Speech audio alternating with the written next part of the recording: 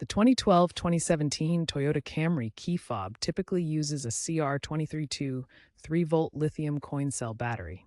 This video covers standard remote key fobs, not the physical key.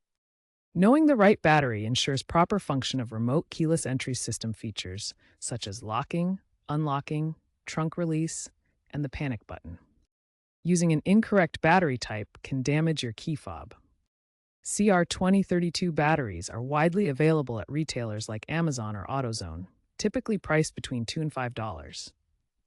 Confirm the positive, plus, and negative mice terminals and note the battery orientation before removal. To replace the battery, you'll need a small flathead screwdriver or coin and your new CR2032 battery.